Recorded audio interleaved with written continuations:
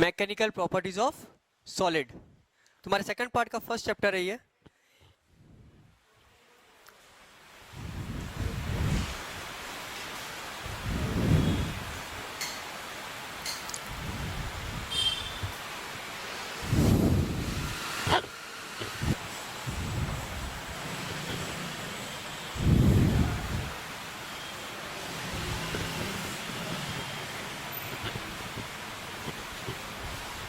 ये U versus R का graph है और ये F वर्सेस R का ग्राफ है।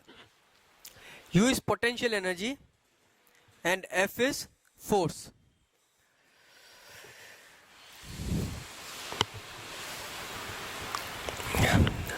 अगर अपन स्टडी करते हैं तो what happens is proton and proton and neutron makeup nucleus.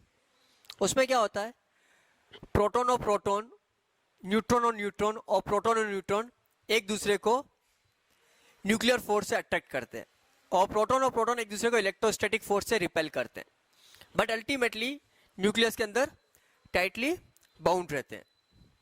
तो प्रोटॉन एंड न्यूट्रॉन मिलके क्या बना रहे हैं, न्यूक्लियस।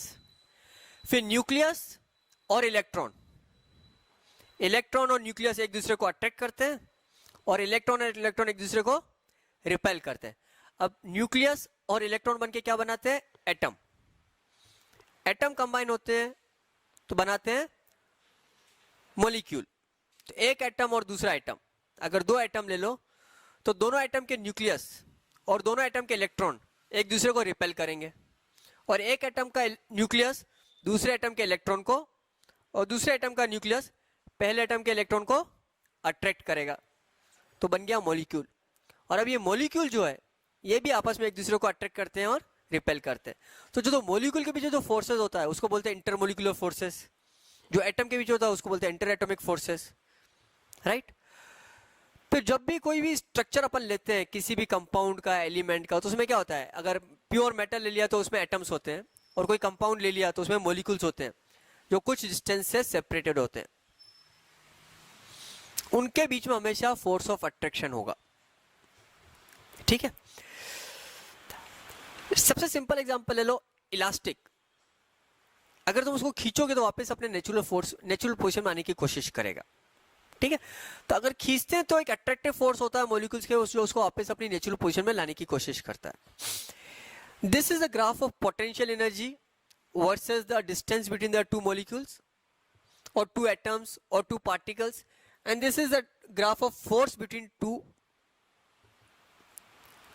this। अगर फोर्स पॉजिटिव है तो उसको अपन बोलते हैं दे रिपेल ईच अदर। दो पार्टिकल की अगर फोर्स पॉजिटिव है तो एक दूसरे को रिपेल करते हैं, फोर्स नेगेटिव है तो एक दूसरे को रिपेल अट्रैक्ट कर रहे हैं, और फोर्स जीरो है तो दोनों के बीच में कोई रिपल्सिव फोर्स और अट्रैक्टिव फोर्सेस इक्वल है, ठीक है। यहां तक समझ में आ गया। जब फोर्स जीरो होता है तो अपन बोलते हैं कि इक्विलिब्रियम कंडीशन है। यही पढ़ा था ना अपन, इक्विलिब्रियम की डेफिनेशन क्या पढ़ी थी, the net force on the system is zero, यानी कि वो एक्सीलरेट नहीं कर रहा है।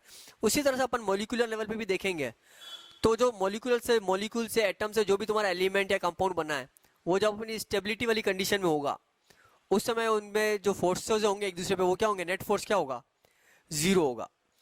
जब नेट फोर्स जीरो होता है तो अपन बोलते हैं उस समय उसकी एनर्जी मिनिमम होती है। वो एनर्जी होती है पोटेंशियल एनर्जी।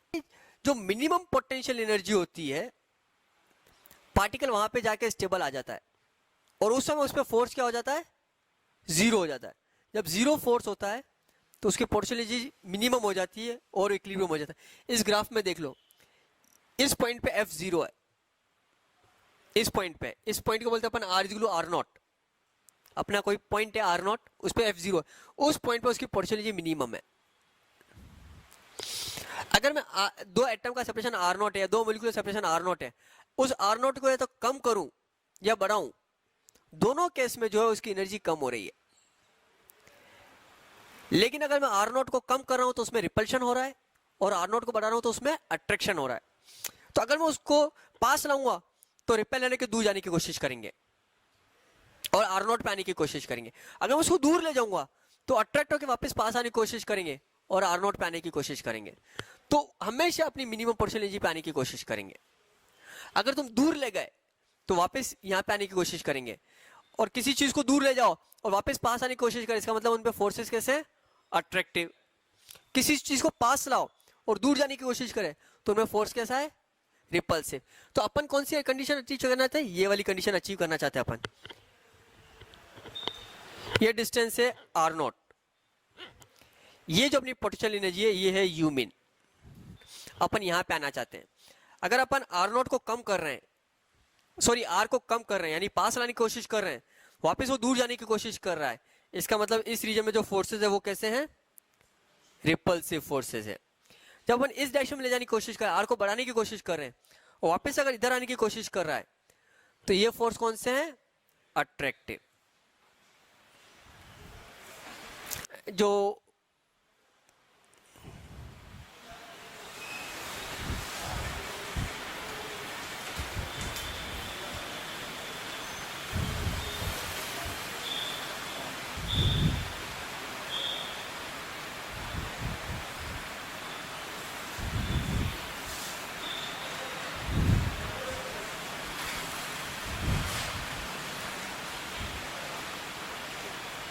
खाली मैंने समझाने के लिए बनाया है तुम्हारे को। ये क्यूब है जिसके सब कॉर्नर पे मैंने एक एक बॉल रखी हुई छोटी छोटी, ठीक है, और सब बॉल्स को स्प्रिंग से कनेक्ट कर रखा है, और स्प्रिंग अपनी नेचुरल लेंथ में, तो सारे बॉल्स इक्विलिब्रियम में। अगर तुम किसी भी दो बॉल को कंप्रेस कर दो, इन दोनों को पास में लाके दबा दो, तो क्या हो जाएगा? स्प्रिंग कंप्रेस हो जाएगी, तो स्प्रिंग दोनों को वापस से पीछे धक्का देगी, वो वापस से यहाँ पे लाने की कोशिश करेगी। मतलब जैसे मैं पास ला रहा हूँ तो वो रिपेल कर रहे हैं एक दूसरे को, वापस से नेचुरल लेंथ पे आने की कोशिश करें, या दोनों को खींच के दूर ले जाओ बॉल्स को, तो वापस से अट्रैक्ट करेंगे और पास आ जाएंगे। तो ये वाला पोर्शन हो गया। यहाँ पे ले आए जहाँ पे सबके बीच फोर्स ऑफ अट्रैक्शन और फोर्स ऑफ रिपल्शन जीरो है, तो स्टेबल इक्विलिब्रियम है, जो ये वाली कंडीशन है। समझ में आ गया? तो अपने एटम्स एंड मॉलिक्यूल्स भी कुछ ऐसे ही है, हालांकि वो स्प्रिंग से कनेक्टेड नहीं होते हैं, लेकिन जो अपनी केमिकल बॉन्डिंग के जो फोर्सेस होते हैं ना, कुछ इसी तरीके के होते हैं कि जो बॉन्डिंग है वो उनकी इक्विलिब्रियम वाली बॉन्डिंग है।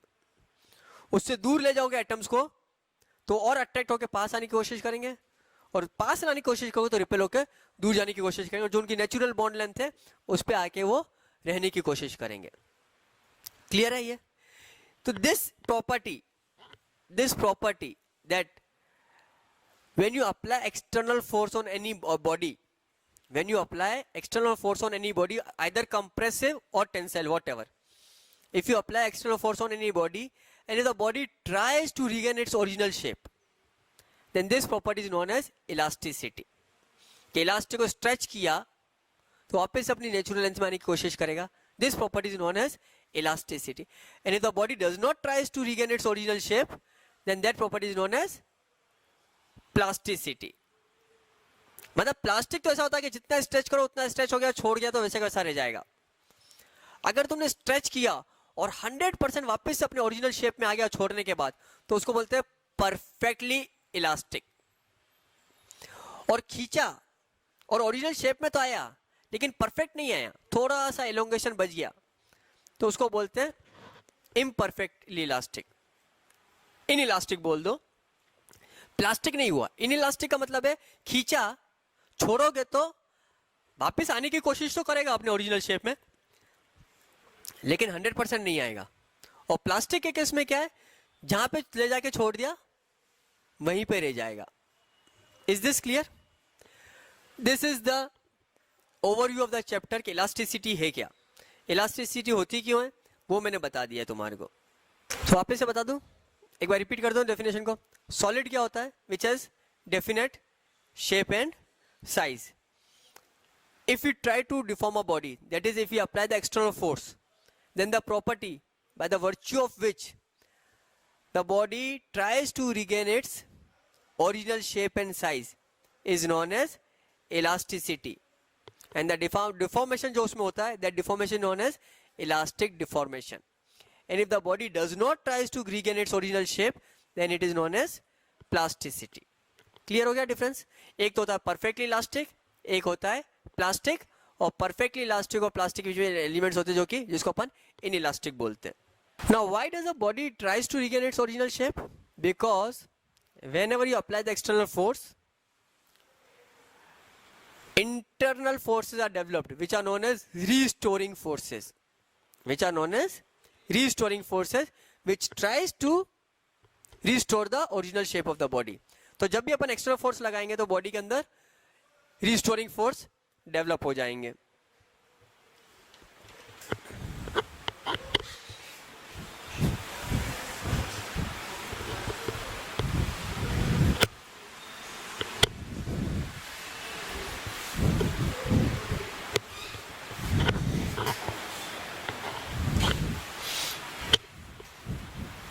Now first term which you are going to study is stress. पूरे चैप्टर में दो ही टर्म है, स्ट्रेस और स्ट्रेन, उसी को पढ़ना है अपने को. अगर अपन किसी सब बॉडी पे एक्सटर्नल फोर्स F लगाते हैं, उसको होल्ड करके रखते हैं, then the internal force, the restoring force which is developed is exactly equal and opposite to the applied force F. उस समय अगर तुमने होल्ड करके रखा है तो ठीक है. Then this restoring force which is developed per unit area is known as stress. Stress क्या हो गया? Restoring force divided by area, which is actually equal to applied force divided by area. ये ध्यान रख लेना, ये जब हम डिफॉर्मेशन की ओर बात करते हैं ना, तो अपन हमेशा इक्विलिब्रियम की बात करते हैं, कभी भी उसकी बात नहीं करते हैं, सडन चेंज की बात नहीं करते अपन. कोई भी इक्विलिब्रियम, या तो बॉडी इक्विलिब्रियम में है अपने अप्लाइड फोर्स की वजह से, या जब वो इक्विलिब्रियम में आ जाती है तब, या फिर जो अपन डिफॉर्मेशन प्रोड्यूस कर रहे हैं वो स्लो डिफॉर्मेशन होना चाहिए. सडन डिफॉर्मेशन की बात नहीं करते हैं. थर्मोडायनेमिक्स में भी वो टर्म पढ़ोगे, क्वाजी स्टैटिक प्रोसेस और वर्क रेंज पावर में तुम्हारे को वापस से रिवाइज करूंगा कि स्लोली डिफॉर्मेशन होता है हमेशा. तो यहाँ पे भी जब अपन डिफॉर्म कर रहे हैं किसी भी स्टेट में, जब बॉडी डिफॉर्म्ड स्टेट में, तो जो एक्सटर्नल फोर्स अपन ने लगा रखा है जो उसको डिफॉर्म करने के लिए रेस्पॉन्सिबल है, वो exactly opposite to the restoring force होगा. तो स्ट्रेस डेवलप हो रहा है ना, वो रिस्टोरिंग फोर्स पर यूनिट एरिया है. अंदर जो स्ट्रेस डेवलप हो रहा है ना, वो रिस्टोरिंग फोर्स पर यूनिट एरिया है. And because the deformation is a slow process, वो हमेशा अप्लाइड फोर्स के बराबर होगा. ध्यान रख लेना. अगर तुमने सडन फोर्स लगा के अगर डिफॉर्म किया है तो तुम्हारा stress applied force upon area नहीं होगा, वो हमेशा restoring force upon the area होता है. ये ध्यान रख लेना. तो डेफिनेशन क्या है स्ट्रेस की? रिस्टोरिंग फोर्स पर यूनिट एरिया. ऐसा यूनिट अगर इसकी अपन देखेंगे तो न्यूटन पर मीटर स्क्वायर. ऐसा यूनिट इज न्यूटन पर मीटर स्क्वायर. सीजीएस यूनिट हो जाएगी डाइंस पर सेंटीमीटर स्क्वायर. बट अपन कभी भी सीजीएस यूनिट में डील नहीं करते हैं. अपन सबसे पहले डिफॉर्मेशन की बात करते हैं एक रॉड के लिए, यानी थिन रॉड है या वायर है, जो भी है. अगर ये लेंथ L का वायर है, अगर अपन ने इधर से फोर्स F और इधर से फोर्स F लगाया, दो तरफ से फोर्स लगोगे है ना खींचने के लिए, एक तरह से फोर्स लगो तो बॉडी आगे बढ़ जाएगी. तो अगर इसकी डिफॉर्मेशन हो जाता है और इसकी length L plus delta L हो जाती है, यहाँ पे फोर्स F लग रहा है, यहाँ पे भी फोर्स F लग रहा है, और अगर ये area of cross section A है, तो अंदर जो रिस्टोरिंग फोर्स है ना, वो भी F ही है, जो इसको वापस से नेचुरल लेंथ में लाने की कोशिश कर रहा है. Then we say that the stress is force per unit area. ये एरिया, ये वाला एरिया है ना, जिसके परपेंडिकुलर अपन फोर्स लगा रहे हैं. इसमें अपन क्या कर रहे हैं, इसको इलोंगेट करने की कोशिश कर रहे हैं. इसको क्या कर रहे हैं अपन? इलोंगेट करने की कोशिश कर. तो इसको अपन बोल देंगे टेंसाइल स्ट्रेस. इसको अपन क्या बोलेंगे? Tensile stress. इसका दूसरा नाम और है लॉन्जिट्यूडनल स्ट्रेस. इसको अपन लॉन्जिट्यूडनल स्ट्रेस भी बोलते हैं. पहला पोर्शन बनाया था यहां से लेके यहां तक. ये पोर्शन किसको डिनोट करता है?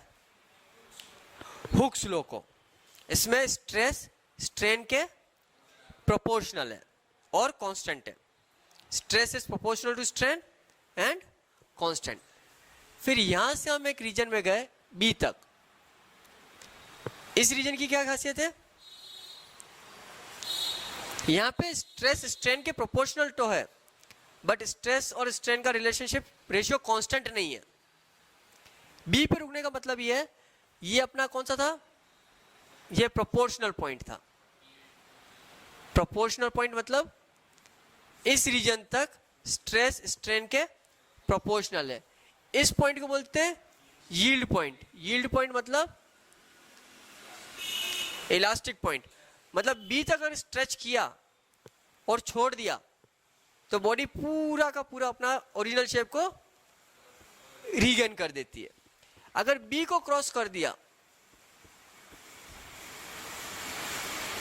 और डी तक पहुंच गए, ये रीजन जो है ये इनइलास्टिक रीजन है। इस रीजन में अगर अपन एंटर हो गए, सपोज सी पे पहुंच गए तुम लोग कहीं पे भी और छोड़ा, तो बॉडी वापस अपने ओरिजिनल शेप में नहीं आती है, थोड़ा सा डिफॉर्मेशन उसमें रह जाता है। इस रीजन को बोलते हैं परमानेंट सेट। इस पूरे रीजन में देखो स्ट्रेन स्पीड से बढ़ता है, और ये जो टॉप मोस्ट पॉइंट है इसको सिग्मा यू से बोलते हैं अल्टीमेट स्ट्रेंथ, अल्टीमेट स्ट्रेस। ठीक है, इसमें अगर इधर पहुंच गए, इसके बाद कभी भी मटेरियल ब्रेक हो सकता है, कहीं ना कहीं पे जाके ब्रेक होता है, और उसको बोलते हैं, ई को बोलते हैं फ्रैक्चर पॉइंट। ये फ्रैक्चर पॉइंट बहुत वो रहता है, अनरिलायबल रहता है, राइट। तो अपन कभी भी डिजाइन करते हैं मैकेनिकल इंजीनियरिंग में, खासकर मैकेनिकल इंजीनियरिंग में ये कर्व काम में आता है, अलग अलग मटेरियल के लिए अलग अलग बनता है, ध्यान रख लेना। डी पॉइंट आइडेंटिफाई करने के बाद हमेशा इस स्ट्रेस के लिए उसको बनाया जाएगा कि इससे ऊपर तो स्ट्रेस जाना ही नहीं चाहिए, सेफ्टी फैक्टर के बाद, डिपेंडिंग अपॉन कितनी क्रिटिकल जगह उस एप्लीकेशन उस डिवाइस को अपन यूज कर रहे हैं। ये बिल्कुल क्लियर है तुम लोगों को, इसमें कोई डाउट है क्या? मेजर सवाल या तो इस रीजन में रहेंगे या इस रीजन में रहेंगे। अपने को कुछ मटेरियल्स ऐसे चाहिए होते हैं, जैसे कुछ मटेरियल डक्टाइल होते हैं और कुछ मटेरियल ब्रिटल होते हैं। ब्रिटल मटेरियल का क्या मतलब होता है, जैसे अपन उनको थोड़ी सी स्ट्रेस देंगे और वो टूट जाएंगे, यानी उनका फ्रैक्चर पॉइंट बहुत जल्दी आएगा। और कुछ मटेरियल डक्टाइल होते हैं और मेलिएबल होते हैं। मेलिएबल, डक्टाइल का मतलब होता है थिन वायर्स में कन्वर्ट करना, यानी इनको खींचते जाओ वो पतले वायर बनते चले जाएंगे, डक्टाइल मटेरियल। मेलिएबल का होता है उनकी शीट्स बना सकते हो, तो उनको प्रेस करो तो शीट्स बन जाती है। ठीक है, तो जो मटेरियल डक्टाइल या मेलिएबल होते हैं उनका ये वाला रीजन बहुत लार्ज होता है, ये वाला रीजन, क्योंकि अपन उसमें उसको स्ट्रेच किए जा रहे हैं और वापस से अपने ओरिजिनल शेप में नहीं आ रहे हैं। तो इस रीजन में जब मटेरियल होता है और ये रीजन बहुत लंबा होता है, फ्रैक्चर पॉइंट उसका इजीली नहीं आता है, वो मटेरियल कौन से होते हैं, या तो मेलिएबल होंगे या डक्टाइल, दोनों ही हो सकते हैं। मतलब या तो उनको वायर में ड्रॉ करोगे या उनको शीट में ड्रॉ करोगे। और जिनका फ्रैक्चर पॉइंट जल्दी आ जाता है वो मटेरियल कैसे होते हैं, ब्रिटल होते हैं। क्लियर है, किसी को डाउट है क्या इसमें? Elastomers are those materials, elastomers एक स्पेशल कैटेगरी के मटेरियल्स होते हैं, are those materials which can be elastically stretched to a large value of strain, मतलब उसमें स्ट्रेन बहुत ज्यादा होगा।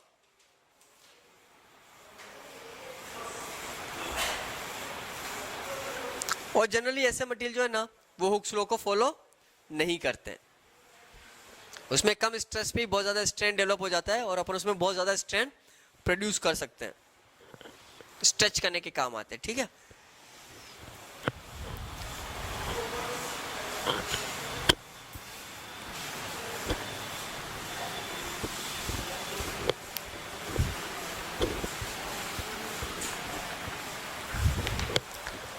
तो अपन ने डिफाइन किया था stress is equal to force upon area. तीनों स्ट्रेस यही थे, लॉन्जिट्यूडनल स्ट्रेस भी फोर्स अपॉन एरिया था, शियर स्ट्रेस भी फोर्स अपॉन एरिया था, वॉल्यूमेट्रिक स्ट्रेस भी फोर्स अपॉन एरिया था, बस सरफेस एरिया सबके अलग अलग थे। लॉन्जिट्यूडनल स्ट्रेस में अपन उस रॉड को लंबा या छोटा करने की कोशिश कर रहे हैं, शियर स्ट्रेस में अपन पूरे सरफेस के पैरेलल फोर्स लगा रहे हैं, लॉन्जिट्यूडनल में सरफेस के परपेंडिकुलर फोर्स होता है, शियर स्ट्रेस में सरफेस के पैरेलल या यूं बोलो टेंजेंशियल फोर्स होता है, और वॉल्यूमेट्रिक स्ट्रेस में पूरा जो सरफेस एरिया होता है हर पॉइंट पे उस सरफेस के नॉर्मल फोर्स होता है जो पूरे के पूरे वॉल्यूम को कंप्रेस करने के काम में आता है। उसके हिसाब से अपने पास स्ट्रेन डेवलप होता है, या तो डेल्टा एल अपन एल होता है जब वो लॉन्जिट्यूडल स्ट्रेस होता है तो लॉन्जिट्यूडल स्ट्रेन बनता है, अगर शियर स्ट्रेस होता है तो शियर स्ट्रेन थीटा बनता है, और अगर वॉल्यूमेट्रिक स्ट्रेस होता है तो volumetric strain delta V upon V होता है। एंड मैंने क्या बोला था, हुक्स लॉ जो होता है, नहीं, स्ट्रेस वर्सेस स्ट्रेन पढ़ाया था, तो मैंने क्या एक टर्म यूज किया था हुक्स लॉ के लिए, मॉड्यूलस ऑफ इलास्टिसिटी। मैंने क्या बोलता था, stress upon strain is defined as modulus of elasticity. तो अगर अपन लॉन्जिट्यूडनल स्ट्रेस और लॉन्जिट्यूडनल स्ट्रेन की बात करें तो क्या हो गया, F upon A divided by delta L upon L. क्या ले रहा हूं मैं, स्ट्रेस अपॉन स्ट्रेन। अगर मैं longitudinal stress upon longitudinal strain लेता हूं, then we call it as y, which is known as Young's modulus of elasticity। इसको अपन बोलते हैं Young's modulus of elasticity। अगर अपन shear stress upon shear strain लेते हैं तो shear stress तो यही होता है F अपॉन A, लेकिन shear strain क्या हो जाता है, जिसको अपन बोलते हैं थीटा। तो इसको अपन बोलते हैं इज इक्वल टू ईटा, या कभी कभी कोई बुक वाले कैपिटल जी भी बोल देते हैं, ईटा भी बोलते हैं, और कैपिटल कुछ बुक वाले कैपिटल जी भी बोलते हैं, और इसको अपन बोलते हैं शियर मॉड्यूलस ऑफ इलास्टिसिटी। देखो दोनों आई है, यंग्स मॉड्यूलस ऑफ इलास्टिसिटी की भी जो यूनिट आएगी वो न्यूटन पर मीटर स्क्वायर आएगी, इसकी यूनिट भी न्यूटन पर मीटर स्क्वायर ही आएगी, क्योंकि इसका तो ये डायमेंशनलेस क्वांटिटी है, राइट, तो न्यूटन पर मीटर स्क्वायर ही आएंगे डायमेंशंस में यहाँ, ठीक है। एंड अगर अपन वॉल्यूमेट्रिक स्ट्रेस और वॉल्यूमेट्रिक स्ट्रेन की बात करें तो जो मॉड्यूलस डिफाइन होता है वो होता है एफ अपॉन ए, जो होता है वो जनरली, और बल्क मॉड्यूलस जो है जो अभी डिफाइन करेंगे डेल्टा वी अपॉन वी। ये टर्म जनरली लिक्विड फ्लूइड में ही होती है, क्योंकि अपन जो चारों तरफ से प्रेशर फोर्स लगाते हैं वो जनरली फ्लूइड में ही होता है। जैसे मैंने बोला ना, अपन भी अभी एयर में है, तो एयर अपने पे ऊपर से हर पॉइंट पे प्रेशर लगा रही है, तो जनरली फ्लूइड में ही होता है। फ्लूइड में लिक्विड और गैस दोनों आ जाते हैं। फ्लूइड मैकेनिज्म तो पढ़ोगे, fluid doesn't means liquid, fluid includes liquid and gas both. तो ये टर्म जनरली अपन इसको प्रेशर जैसे ही लिखेंगे, प्रेशर। और इस केस में डेल्टा वी हमेशा ही नेगेटिव होता है, इसीलिए मैं यहाँ पे माइनस साइन लगा लूंगा, तो डेल्टा वी हमेशा ही नेगेटिव होता है, और कांस्टेंट को अपन हमेशा पॉजिटिव लेते हैं। यहाँ पे अपन प्लस माइनस साइन नहीं लिया है, यहाँ पे अपन डेल्टा एल लिया है। यंग्स मॉड्यूलस को हमेशा पॉजिटिव ही बोलते हैं, तो लेंथ इंक्रीज हो रही है तो +5, लेंथ डिक्रीज हो रही तो 5, मतलब प्लस साइन के साथ ही लोग उसको लेंथ इंक्रीज हो या डिक्रीज हो। लेकिन क्योंकि यहाँ पे डेल्टा वी हमेशा नेगेटिव होता है, और ये जनरली फ्लूइड में काम आएगा, खास करके गैसियस स्टेट में, तो वहाँ पे वो delta V positive negative sign के साथ आता है।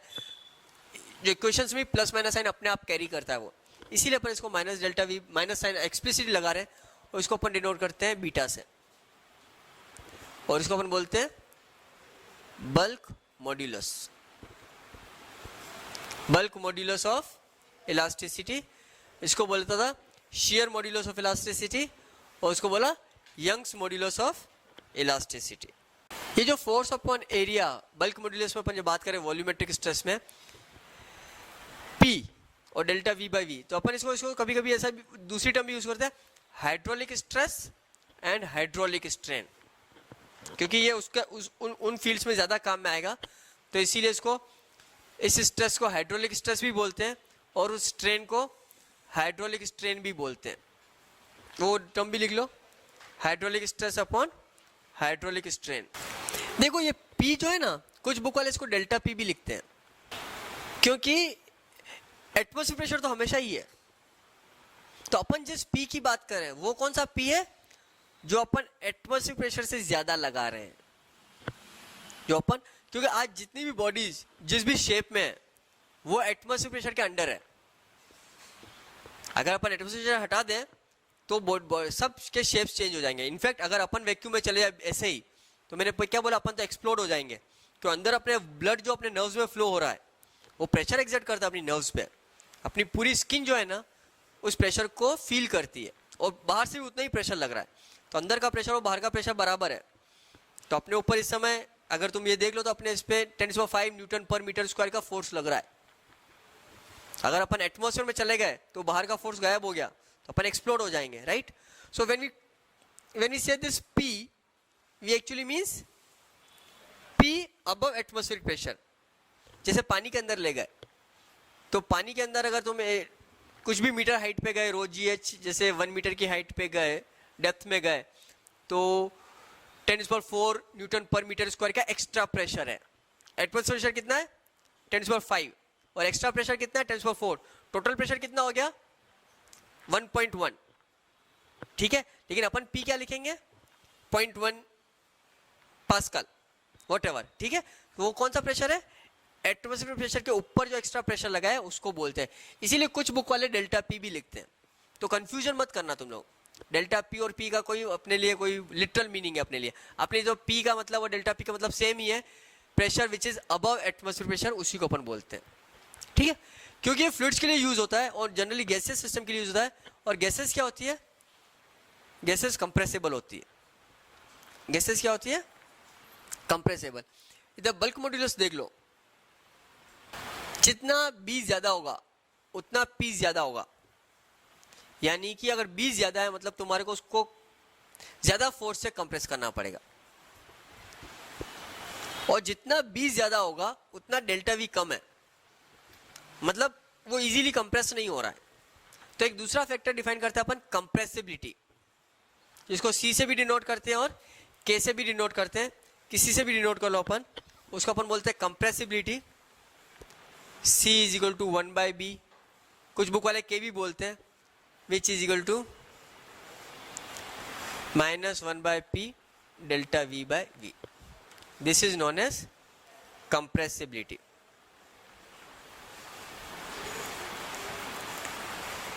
समझ लो, बीटा जितना कम होगा C उतना ज्यादा है, यानी बल्क मॉड्यूलस जितना कम होगा गैस उतनी ही ज्यादा कंप्रेसिबल होगी, और बल्क मॉड्यूलस जितना ज्यादा होगा C उतना ही कम होगा, यानी गैस उतनी ही कम कंप्रेसिबल होगी। सपोज कर लो ये वायर है जिसकी लेंथ L है, अपन क्या निकाल रहे हैं पोटेंशियल एनर्जी।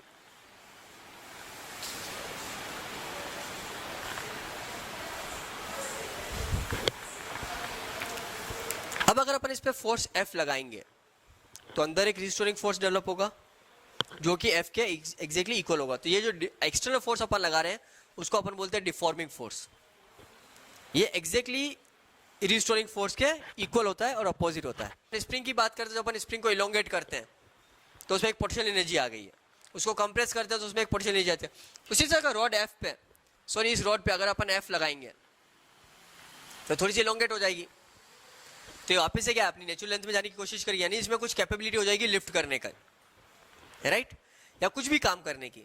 तो अगर अपन इस पे फोर्स F लगाते हैं और अगर कर लो सपोज कर लो कि ये x डिस्टेंस से इलोंगेट हो जाता है, ये x डिस्टेंस से इलोंगेट हो जाता है, ये x बहुत छोटा है, या मैं बोल देता हूं ये dx डिस्टेंस से इलोंगेट हो जाता है। dx अपना डिफरेंशियल एलिमेंट है, ठीक है। तो स्मॉल वर्क डन कितना हो जाएगा dw = f dx। और इतना इस ये dx की साइज जो है ना, तुम अज्यूम कर लो कि कितनी छोटी है। मैं यहाँ से पॉइंट लगाऊं 0.0000000 पूरे बोर्ड पे 0 लेके लास्ट में 1 लिख लूं, दैट dx भी बड़ा होगा क्योंकि तुम उसके आगे एक 0 और लगा सकते हो। तो वो डिफरेंशिएशन में तुम लोग पढ़ोगे, it is infinitesimally small, you can not write dx 10⁻11 -15 -1000 10⁻1000 मैं 1 और लगा दूंगा तो वो नंबर तुम्हारे नंबर से छोटा हो जाएगा। We can not define it. तुम सोचोगे इतना स्लो डिस्प्लेसमेंट है, it will take infinite amount of time to elongate it, but definition ऐसे ही डिराइव होती है। तो अगर अपन ने फोर्स F लगाया, स्मॉल डिस्प्लेसमेंट हुआ, और जैसे ही डिस्प्लेसमेंट इलोंगेशन हुआ अंदर एक रिस्टोरिंग फोर्स लग गया जो F के जस्ट बराबर है। अब मैं F को बहुत स्मॉल अमाउंट से इंक्रीज करूंगा, इतने ही अमाउंट से इंक्रीज करूंगा कि वो dx डिस्प्लेसमेंट और हो जाए, अंदर का रिस्टोरिंग फोर्स वापस उसको बैलेंस कर दे। सपोज करो मैं बहुत बड़ा फोर्स लगा दिया तो क्या हो जाएगा, जब इलोंगेट होगी तो उसके साथ काइनेटिक एनर्जी भी आ जाएगी। तो जो अपन वर्क करेंगे ना उसमें 2 फैक्टर आ जाएंगे, काइनेटिक एनर्जी और पोटेंशियल एनर्जी। क्योंकि जब बॉडी इलोंगेट होगी तो बॉडी में क्या आएगी, पोटेंशियल एनर्जी। और जब अगर बॉडी के इलोंगेशन में उसके साथ साथ वेलोसिटी भी आ गई तो उसमें कौन सी एनर्जी आएगी, काइनेटिक एनर्जी। तो मैं उतना ही वर्क करना चाहता हूँ कि उसमें सिर्फ पोटेंशियल एनर्जी आए, काइनेटिक एनर्जी नहीं है। सपोज कर लो इस समय जब मैं इसको इलोंगेट कर रहा हूं, इसमें इलोंगेशन dx है और ऑलरेडी इसमें इलोंगेशन x है। ऑलरेडी इसमें इसकी नेचुरल लेंथ क्या है, l, और अपन धीरे धीरे फोर्स लगाते जा रहे हैं। ऑलरेडी इसमें इलोंगेशन क्या आ चुका है, x, और अपन जब उस इंस्टेंट पे थोड़ा सा फोर्स और बढ़ाते हैं तो और इलोंगेशन आ जाता है dx। तो अपन छोटा सा फोर्स लगाने से अभी वर्क डन कितना हुआ, dw f dx। Young's modulus के हिसाब से क्या है, f by a x by l। तो y x by l into a is equal to f। तो किसी भी स्टैंड पे फोर्स f क्या है, वो इलोंगेशन के प्रोपोर्शनल है। और अपन यही तो पढ़ा था, stress is proportional to strain, यही हुक्स लॉ था, विच इज कांस्टेंट। स्ट्रेस का फैक्टर f है एंड स्ट्रेन में x है इलोंगेशन। या तुम हुक्स लॉ को सीधा सीधा यही बोल सकते हो कि the restoring force is directly proportional to the displacement. यही तो मैं तुम्हारे स्प्रिंग में करवाया था कि अगर स्प्रिंग में इलोंगेशन x है तो उसमें जो रीस्टोरिंग फोर्स होगा वो कितना होगा, kx होगा। Restoring force is proportional to displacement. और वो स्प्रिंग कौन सा लॉ फॉलो करिए, हुक्स लॉ। हुक्स लॉ की बेसिक डेफिनेशन क्या है, stress is proportional to strain, या stress upon strain is equal to constant. और उसको अपन स्प्रिंग में जब कन्वर्ट किया था तो स्ट्रेस में फोर्स अपॉन एरिया, स्ट्रेन में x अपॉन l। तो अपन ने फाइनली बोला जो फोर्स रीस्टोरिंग फोर्स डेवलप हो रहा है स्प्रिंग में वो किसके प्रोपोर्शनल है, डिस्प्लेसमेंट के। और एक्चुअली देख लो यहाँ पे भी फोर्स जो है वो x के प्रोपोर्शनल है, बाकी y, a और l तो कांस्टेंट ही है। y, a और l तो कांस्टेंट ही है। तो अपन f को इससे रिप्लेस कर दें तो अपने पास dw क्या आ गया, dw is equal to y a by l x dx। तो टोटल वर्क डन कितना हो जाएगा, इसको इंटीग्रेट कर दो, dw को इंटीग्रेट करेंगे तो क्या आ जाएगा, w, y, a और l ये सब तो कांस्टेंट है। तो y, a और l बाहर आ गया। इंटीग्रेशन ऑफ x dx कर लो। इनिशियल इलोंगेशन क्या था अपना, जब अपन ने फोर्स लगाया नहीं था उस समय इलोंगेशन कितना था, 0। मान लो फाइनल अपन ने जो इलोंगेशन किया है वो स्मॉल l है, तो फाइनल इलोंगेशन कितना हो जाएगा, small l। Integration of x dx क्या होता है, x स्क्वायर बाई 2। ये हो गया y a by l l square by. Final elongation कितना आ गया, l। तो फाइनल फोर्स कितना हो गया, f। अगर उसमें फाइनल फोर्स है तो अपन लिख सकते हैं जो उसमें फोर्स होगा, स्ट्रेस होगा, वो क्या होगा, f by a is equal to y l by l। ये कितना है, स्ट्रेस है। और l बाय l क्या है, स्ट्रेन है, l है। अब मैं एक थोड़ा सा मैनिपुलेशन करता हूँ, इसको l से मल्टीप्लाई करता हूँ और इसको l से डिवाइड करता हूँ, ठीक है। खाली l से मल्टीप्लाई किया और l से डिवाइड किया। y l बाय l ये क्या है, स्ट्रेस, ये स्ट्रेस है। ये y ले लो, ये l ले लो और एक l यहाँ पे ले लो, ये तो हो गया स्ट्रेस।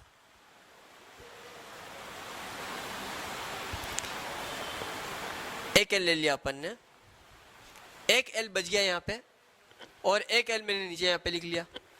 ये l और ये l मिला के क्या बनाएगा, स्ट्रेन। तो स्ट्रेस इनटू स्ट्रेन, ये 2 का फैक्टर है, मैं इसको हाफ यहाँ पे लिख लेता हूँ। अब मेरे पास क्या बच गया है, एक तो ये a बच गया और एक ये l बच गया। a इंटू l क्या होता है, एरिया इंटू लेंथ क्या होता है, वॉल्यूम। तो what is the potential energy stored in this, which is equal to the total work done.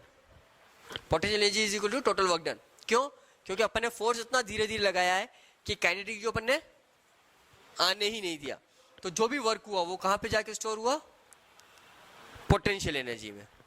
तो अपना जो टोटल वर्क डन है वो आया, कितना आया, half into stress into strain into volume. या अपन ये बोल सकते हैं potential energy per unit volume. अगर पर यूनिट वॉल्यूम की बात करें तो वो आ जाएगा half into stress into strain.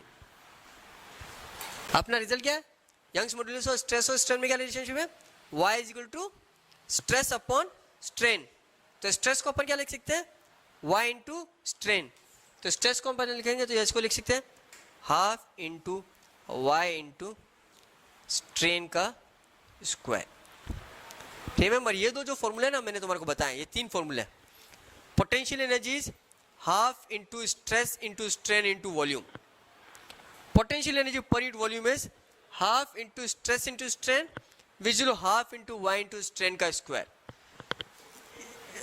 JEE Mains में बहुत चांसेस है कि तुम्हारे को ये रिजल्ट सीधा सीधा सवाल सॉल्व करने के काम में आ जाए। मतलब सीधा सीधा बोल दिया यंग्स मॉड्यूलस दे दिया, इलोंगेशन दे दिया, नेचुरल लेंथ दे दी और बोल दिया what is the energy stored per unit volume, सीधा सीधा half into Y into strain square. या परसेंटेज पर यूनिट वॉल्यूम पूछिए, स्ट्रेस दे दिया, स्ट्रेन दे दिया, तो तुम वापस से डिराइव करने बैठोगे ना तो बहुत टाइम लग जाएगा। तो ये फॉर्मूले तुम्हारे को बहुत इजीली काम में आएंगे। एक लास्ट रिजल्ट है तुम्हारे पास, जब भी अपन किसी वायर को, सपोज करो ये वायर है,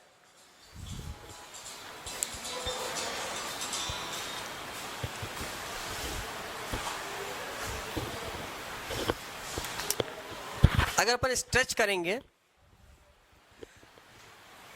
तो उठा ले तो क्या होगा, अगर इसको इसकी लेंथ में डेल्टा एल इंक्रीमेंट हो गया, अगर इसकी लेंथ में अगर इंक्रीमेंट करोगे तो ये थोड़ा सा पतला तो हो जाएगा वायर।